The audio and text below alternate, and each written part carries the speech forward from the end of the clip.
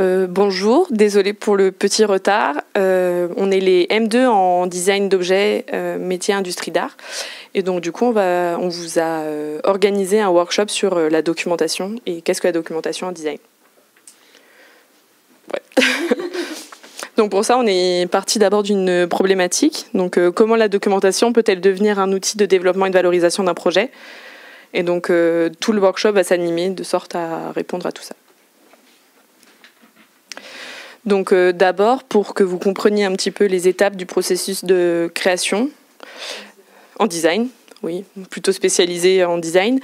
Du coup, ça sera en 2 étapes et du coup, vous verrez aussi que votre workshop sera organisé en 2 activités distinctes qui sont coordonnées ensemble.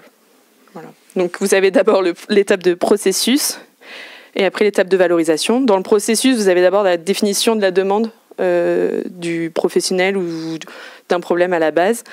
Après, il y a toute l'étape de recherche, la génération d'idées, et où la documentation est très importante dans tout ce qui est documentation.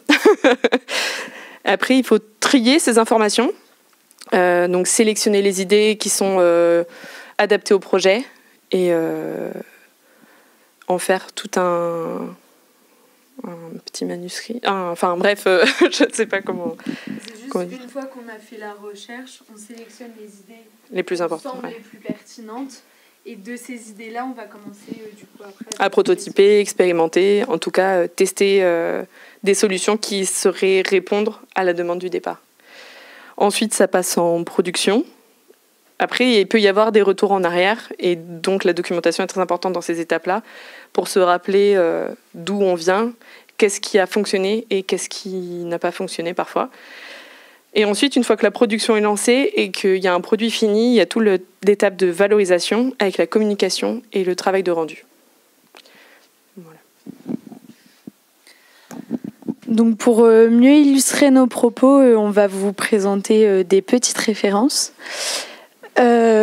Pour vous montrer en fait le type de documentation qui peut exister suite à tout ce processus de création.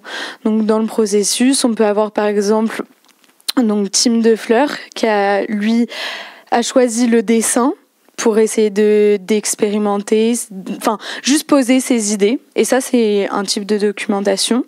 On peut aussi avoir avec le projet Accidents Tool, donc c'est tout un projet où elle faisait des recherches de matière et du coup, en fait, elle a choisi la vidéo pour capter toutes ces recherches. Et enfin, nous avons le kiosque des frères Bouroulet qui, eux, sont passés par des étapes de maquette. On peut très bien retrouver les 3 types de documentation dans un seul projet. Et à l'inverse, dans un seul projet, on peut avoir qu'un type de documentation. Ça dépend de notre démarche. Et là, on n'en a sélectionné qu'une seule, mais selon les projets, ils sont passés peut-être par les étapes d'avant. Ouais, c'est ça. Et du coup, après, comment valoriser cette documentation-là? Donc, ça peut être par les expositions.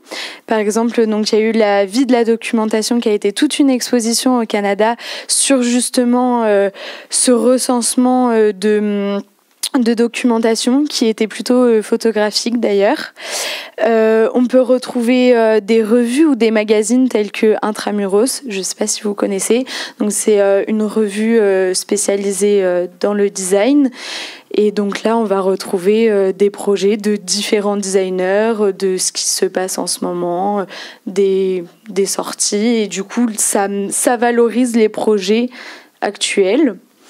Et enfin, on peut aussi passer par le virtuel, donc tout ce qui va être réseaux sociaux. Là, on a le profil Instagram de Benjamin Grindorge qui, on peut voir, présente des vidéos, des dessins et des produits finis. Ça, c'est des maquettes aussi. Et on peut retrouver du coup tout ce type de documentation. Et c'est de cette manière-là que le designer va venir la valoriser.